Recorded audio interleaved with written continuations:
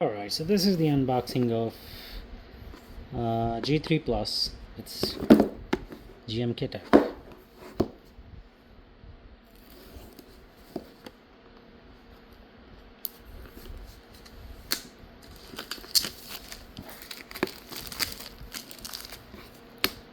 Usually my son does this, but today he's out on a family event with his cousins and everybody, so I'm taking the opportunity.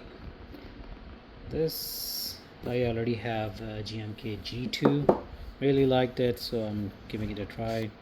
I wanted an Intel one. Oh wow, it's super light. I have like 6-7 mini PCs. This is definitely on the light side. Only exception being G2. This is super light. So in the front you have two USB 3, I believe, power button, and in the back you have your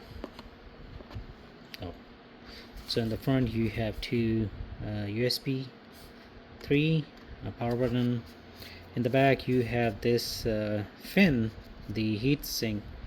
I really wanted it on the top, but maybe the top side is reserved for M.2 and SSD and RAM.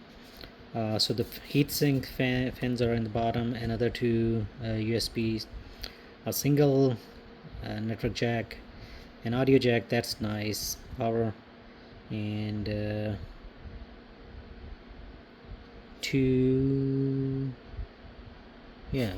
this is two display, not display port, these are HDMI. Looks good.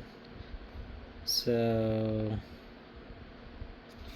on the side you have more openings for the ventilation, and that's it. For the unit itself, I really want it to be a built-in power supply. I don't like the bricks. I hope that's what it is. So this seems like the power cable. No, wait, this is HDMI cable, a bracket for the VESA mount, and let's see what's in here. Maybe this is the power. Oh yeah, so it's not a brick, but it is this hefty thing. I really like B-Link. For that they have the power supply built-ins. So, but for what it's gonna do, it's gonna be just simple Ubuntu server, Linux server, doing a couple of running a couple of services, like I'm gonna run Vaza on it, net alert, and that should be all.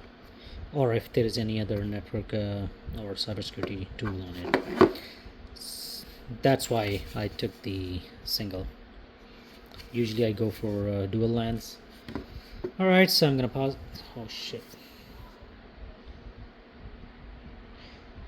Alright, so I'm gonna pause the video here. For a second I thought that it's not recording, so let's pause it. Alright, so I'm gonna try to pry open this. Yeah, oh, there is some goodies in there. So I have my 16 GB RAM here, TWSC. I'm gonna leave it like there. It's only a single unit, and N100 and 150 they come up with a single unit. Interestingly, there is another SSD port. What is it? It says, let me see.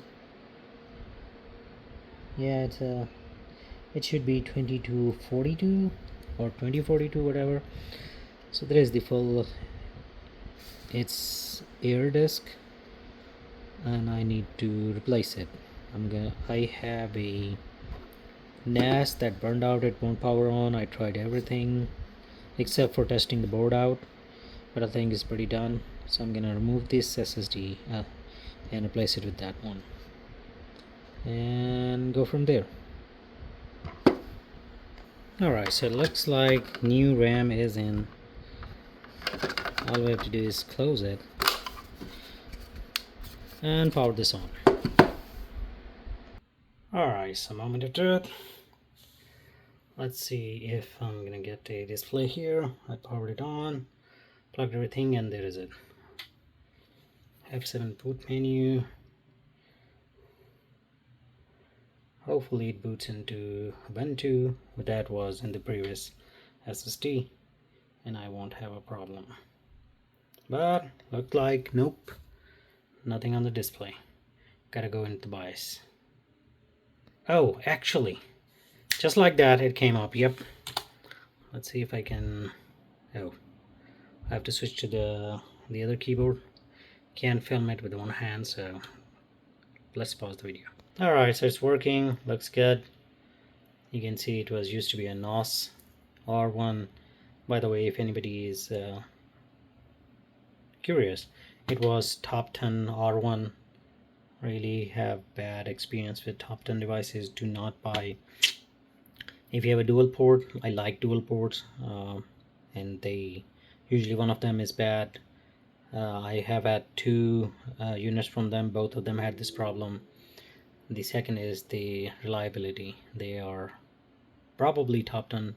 If you buy from AliExpress, yeah, they send you defective or bad units. So here it is, it's running. So let me set up my Docker and start playing with it. Those videos will show up soon. Hopefully you liked this video, and I see you in the next one.